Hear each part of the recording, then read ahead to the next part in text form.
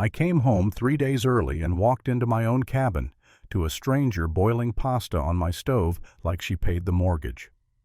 My porch light was on in broad daylight, my security panel was dead, and the woman in the floral apron looked up and said, "Barbara, Melissa from the HOA said, it's okay."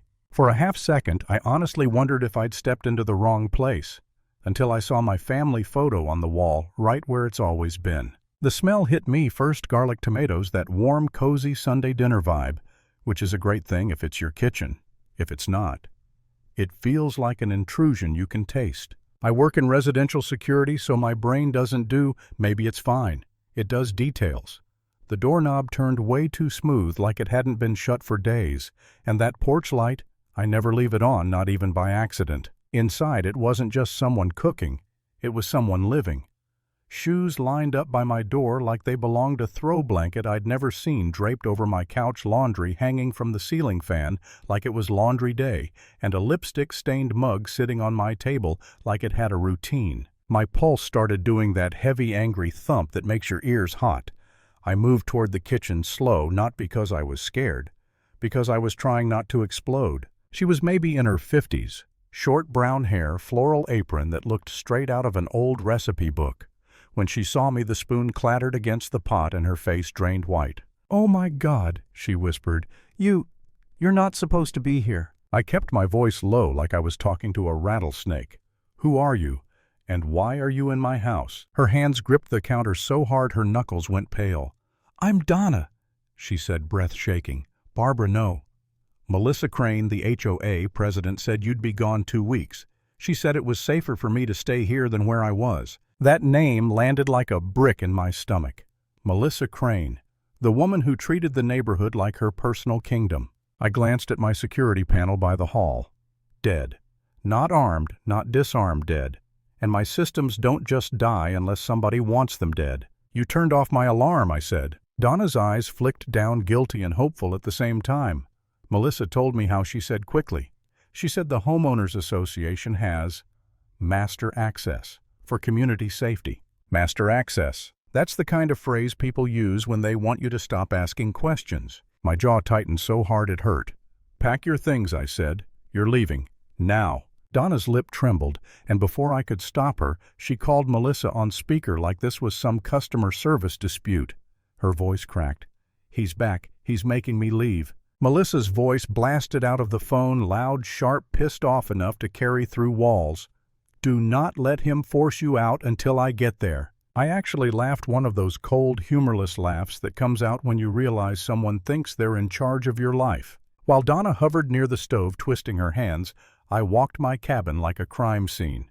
Drawers cracked open, my spare blanket on the couch like someone had been napping, a stranger's toothbrush in my bathroom cup.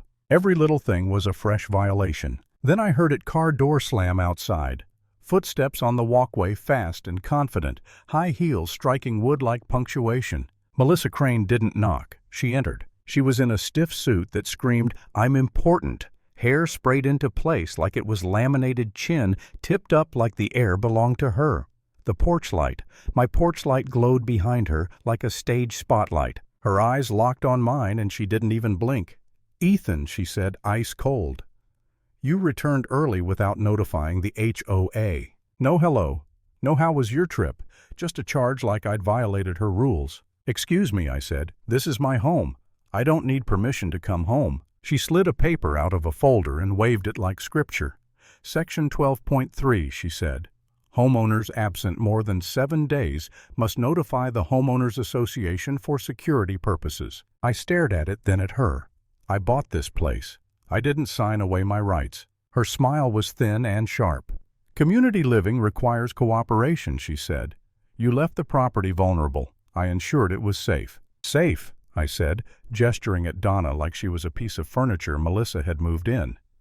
"You moved someone into my cabin without my consent." Melissa's gaze flicked to Donna like she was presenting a charity project. "She needed housing," Melissa said. "We have a duty to help residents in crisis." "She's not a resident," I said. "And duty doesn't mean breaking into my house." The room felt tight, like a cable pulled too hard. Melissa took a step closer, perfume slicing through the garlic haze. "How did you get in?" I asked. The HOA maintains emergency access, she said like she'd practiced it in the mirror. Emergency entry ensures property safety. You killed my alarm, I said. We have master access for your protection, she replied, cool as glass. You're overreacting. It was temporary. Temporary. That word scraped my nerves raw. You bypassed my security system, gave away my home, and you're telling me I'm overreacting. Her tone shifted, still calm, but there was poison under it now. Residents who fight the homeowners association often find life difficult, she said, and let it hang. It wasn't subtle. It was a threat with a business card smile. My spine went straight. Get out, I said. Melissa didn't move at first, like she couldn't believe I'd said it. Then she looked at Donna and snapped, pack your things. Donna hurried past us, face wet, whispering apologies like they could undo anything. Melissa paused at my doorway and turned back just enough to aim one more knife. Fight me, she said, and you'll regret it. Her heels cracked down the steps, tires spit gravel, and then she was gone. I stood there in the middle of my kitchen staring at half-cooked spaghetti steaming on my stove. Donna's apron left draped over a chair like a surrender flag. My sanctuary felt contaminated. That night, the first wave hit an envelope slapped onto my door, HOA, violation grass height 2 and 12 inches. I had mowed 4 days ago. I laughed once, short and bitter. Then another notice came the next day. Then another. Parking, trash bins, unauthorized cameras. Suddenly, everything I did was wrong, and it all came with a fine. I sat at my table with a stack of papers and this heavy, ugly feeling in my chest. For a minute, I actually wondered if I was walking into a trap I couldn't win, because this is what people like Melissa do. They don't punch you in the face. They drown you in rules until you're too exhausted to breathe. Then I looked down the hall at my dead security panel, and the doubt snapped into clarity. Number one, I wasn't wrong to be furious. I was late to treating this like what it was, an intrusion wrapped in paperwork. So I built a case. I started an evidence log, photos, timestamps, measurements, screenshots. I measured my grass with a ruler like a maniac, held today's newspaper in frame, took wide shots and close-ups.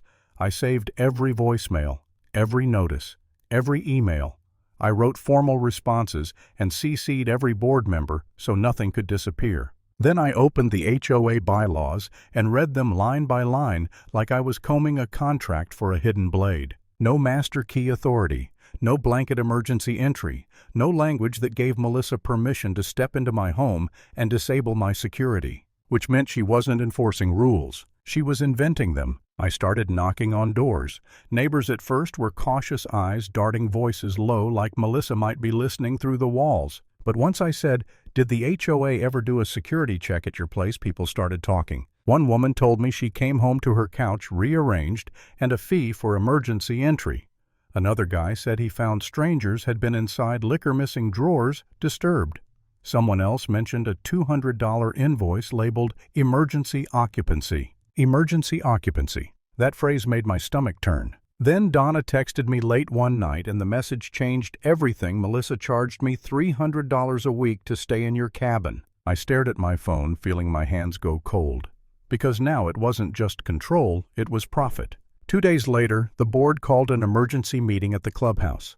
Melissa showed up with a guy she introduced as legal counsel, except he kept talking like an uncle at Thanksgiving and dodged every direct question. Melissa launched into a speech about community trust and safety initiatives, smiling like she was doing charity work. I let her talk. The more she talked, the more she hung herself with her own words. When it was my turn, I set my binder on the table and opened it slowly like I wanted everyone to hear the sound.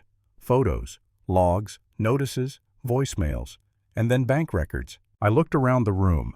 Who authorized the HOA to enter private homes without the owner's consent? I asked. Who authorized disabling a homeowner's security system? Silence. Melissa tried to cut in, but I kept going. And who collected emergency occupancy payments into a personal account? Donna stood up, cheeks red, hands shaking, real shaking, not dramatic. Melissa told me you'd be gone, Donna said. She said it was allowed, and I paid her, because she said I had to.